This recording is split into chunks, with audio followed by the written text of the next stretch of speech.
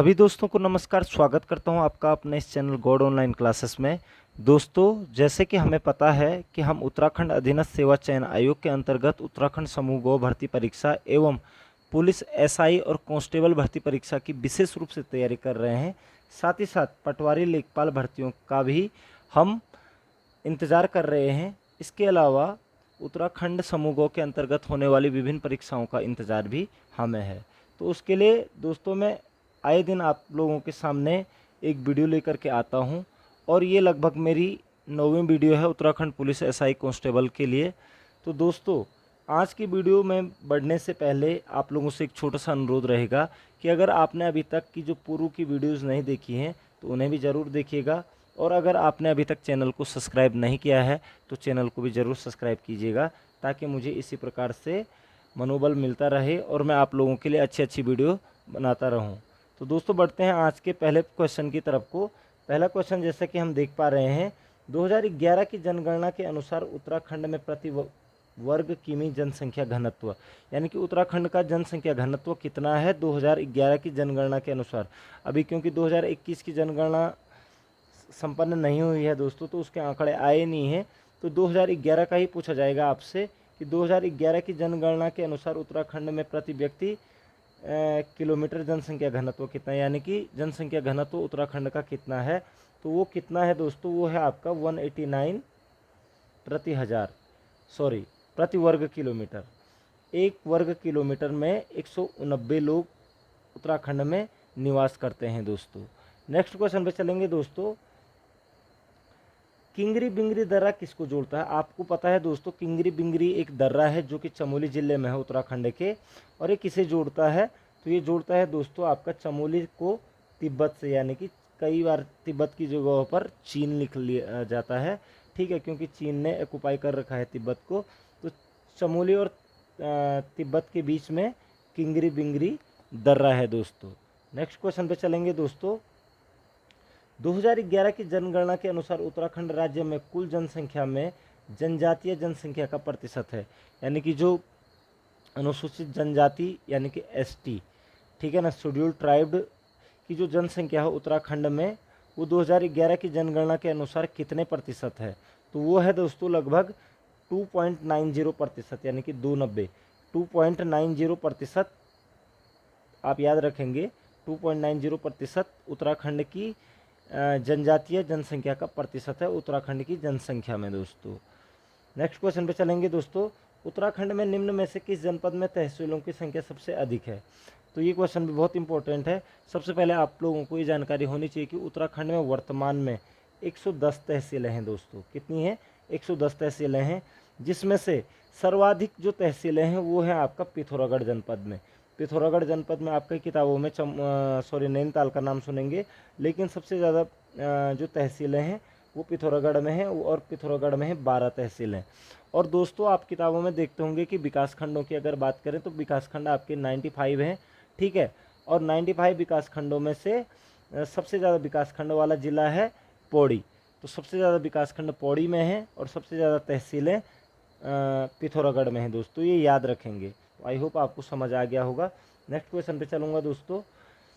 पूर्व राज्य टिहरी में डोला पाल के आंदोलन संबंधित है। बहुत इंपॉर्टेंट और बहुत इजी क्वेश्चन है दोस्तों, ये हम आए दिन पढ़ते रहते हैं।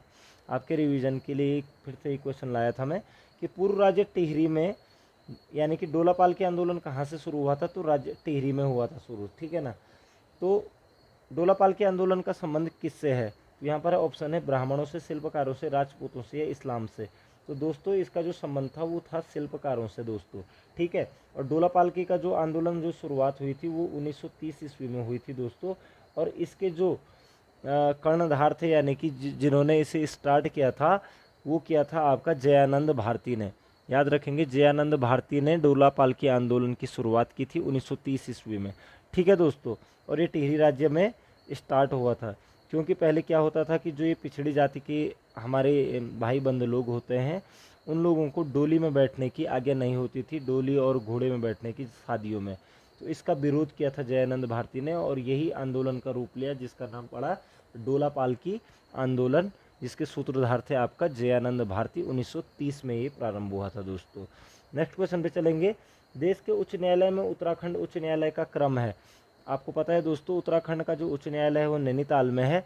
ठीक है, जैसे जब 2000 में हमारे देश का आपका 27वां राज्य बन के उत्तराखंड तैयार हुआ था, तो उस समय यहाँ पर एक उच्च न्यायालय का गठन भी किया गया था, हाई कोर्ट का, और वो था देश का 20वां उच्च न्यायालय दोस्तों, याद रखेंगे 20वें नंबर का उच्च न्यायालय हमारे देश का था दोस्तों। नेक्स्ट क्वेश्चन पे चलेंगे, कोटेश्वर गुफा किस जिले में स्थित है? देखो, कोटेश्वर बांध आपने सुना ही है दोस्तों, उत्तरकाशी में है, लेकिन यहाँ पर कोटेश्वर गुफा की बात की जा रही है। ऑप्शन है देहरादून, रुद्रप्रयाग, पिथौरागढ़ और अल्मोड़ा। तो दोस्तों कोटेश्वर जो गुफा है वो है आपका रुद्रप्रयाग जनपद में, याद रखेंगे रुद्रप्रयाग जनपद में कोटेश्वर गुफा स्थित है दोस्तों। अगर आपको क्वेश्चन पसंद आ रहे हैं दोस्तों तो आप चैनल को सब्सक्राइब जरूर करेंगे और साथ ही साथ लाइक जरूर करेंगे और शेयर अपने दोस्तों के साथ जरूर करेंगे दोस्तों। नेक्स्ट क्वेश्चन पे चलेंगे दोस्तों, कौशिक समिति का गठन किया गया था। आपको पता होना चाहिए दोस्तों, उत्तराखंड राज्य निर्माण के लिए मुलायम सिंह सरकार द्वारा कौशिक समिति का गठन किया गया था। तो वो किस सन में किया गया था, ये पूछा जा रहा है, बहुत बार पूछा जाता है। ठीक है, उत्तराखंड निर्माण के लिए सबसे पहली समिति भी कौशिक समिति बनी थी। तो यहाँ पर ऑप्शन है 1994, 1995, 1996 और 98। तो दोस्तों जनवरी 1994 में कौशिक समिति का गठन किया गया था। मुलायम सिंह सरकार थी, सपा की सरकार थी उत्तर प्रदेश में। कई बार इस तरीके के क्वेश्चन में पूछ लिए जाते हैं।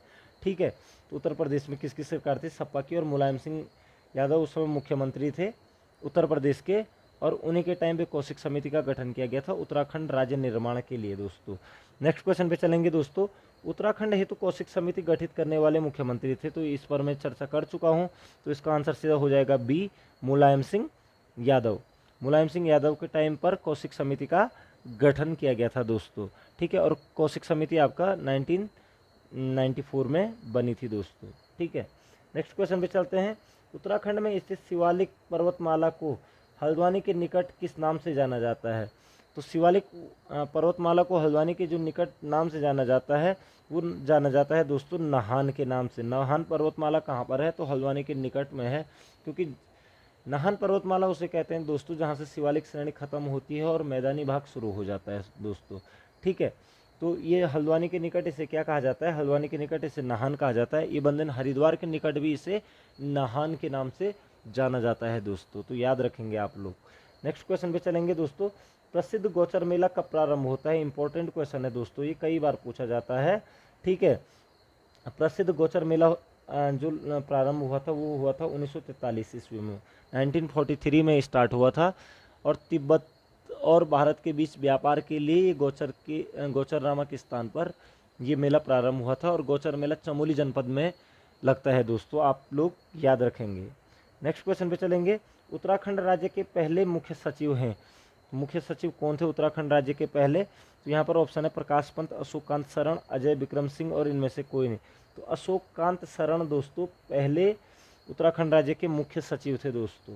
अब वर्तमान में कौन है आप मेरे को कमेंट करके बताइएगा, और जरूर याद करिएगा, क्योंकि एक मुख्य सचिव से रिलेटेड एक क्वेश्चन जरूर पूछा जाता है। तो अशोक कांत शरण उत्तराखंड राज्य के पहले मुख्य सचिव थे दोस्तों। नेक्स्ट क्वेश्चन पे चलेंगे, 2001 से 2011 की जनगणना के अनुसार 10 की जनसंख्या वृद्धि दर का प्रतिशत क्या था?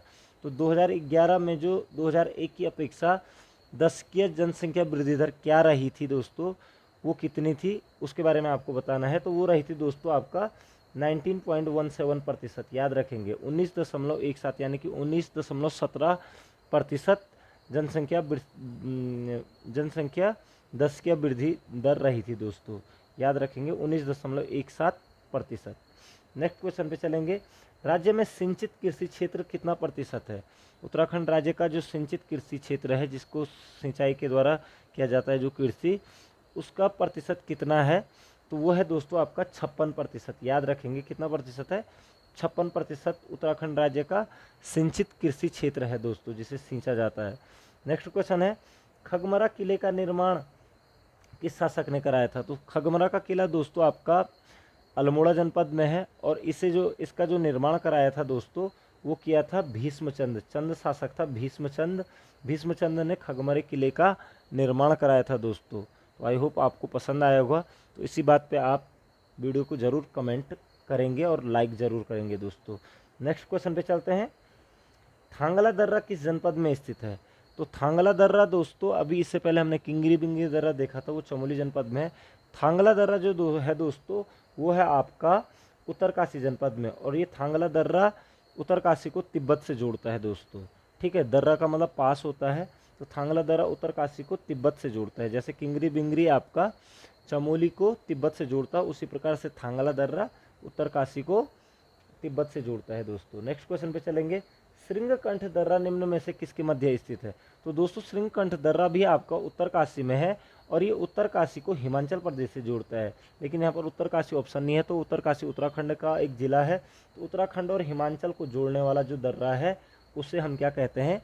श्रृंगकंठ दर्रा कहते हैं दोस्तों, नोट डाउन कर लेंगे आप। नेक्स्ट क्वेश्चन पे चलूंगा दोस्तों। लिपुलेख दर्रे से कैलाश मानसरोवर यात्रा कब शुरू हुई? तो लिपुलेख दर्रा पिथौरागढ़ में है दोस्तों। लिपुलेख दर्रे से कैलाश मानसरोवर यात्रा 1981 ईस्वी में, 1981 यानी कि 1981 में लिपुलेख दर्रे से कैलाश मानसरोवर यात्रा शुरू हुई थी। ठीक है, और ये यात्रा अगर कभी यहाँ पर बीच में बंद हो जाती है तो सिक्किम के नाथुला दर्रे से भी होती है दोस्तों।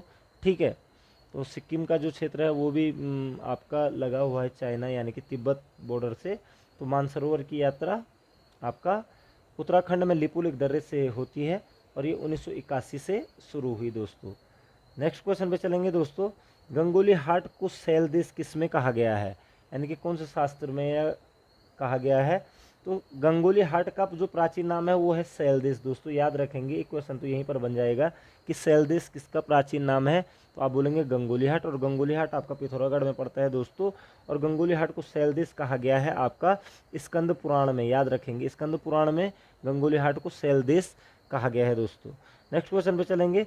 कैलाश मानसरोवर यात्रा का प्रवेश द्वार किसे कहा जाता है? तो उत्तराखंड में 1981 लिपुलेख दर्रा खोला गया था कैलाश मानसरोवर यात्रा के लिए, और कैलाश मानसरोवर यात्रा का प्रवेश द्वार कहा जाता है दोस्तों धारचूला को, याद रखेंगे। धारचूला पिथौरागढ़ का एक छोटा सा शहर है, बाजार कह सकते हैं, क्षेत्र है। यहाँ पर रंग प्रजाति के लोग पाए जाते हैं। ठीक है, भूटिया लोग होते हैं, ठीक है ना, उनकी जो भाषा होती है वो रंग होती है। तो धारचूला को क्या कहा जाता है? कैलाश मानसरोवर यात्रा का प्रवेश द्वार कहा जाता है दोस्तों, ये अपने माइंड में क्लियर कर लेंगे। नेक्स्ट क्वेश्चन पे चलेंगे।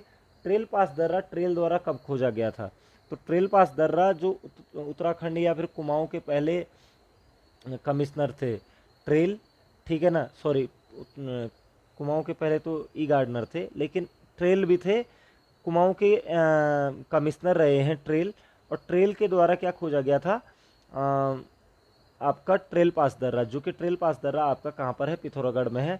ठीक है, और ट्रेल पास दर्रा आपका पिथौरागढ़ को बागेश्वर से जोड़ता है दोस्तों।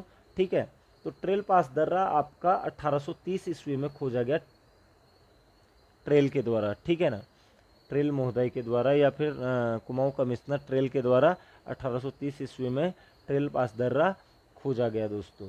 नेक्स्ट क्वेश्चन पे चलेंगे। सुमेरु गुफा कहाँ स्थित है? दोस्तों जो सुमेरु गुफा है वो पिथौरागढ़ में स्थित है। अब इसने पिथौरागढ़ के ही सारे नाम दे दिए हैं। तो सुमेरु गुफा गंगोली हाट में स्थित है दोस्तों। ठीक है, कहा जाता है कि शंकराचार्य ने यहाँ पर एक मठ की स्थापना भी की थी। ठीक है, तो गंगोली हाट में ही सुमेरु गुफा स्थित है दोस्तों। नेक्स्ट क्वेश्चन पे चलेंगे। उत्तराखंड से एवरेस्ट फतह करने वाले पहले व्यक्ति हरीशचंद्र रावत कहाँ जन्मे थे?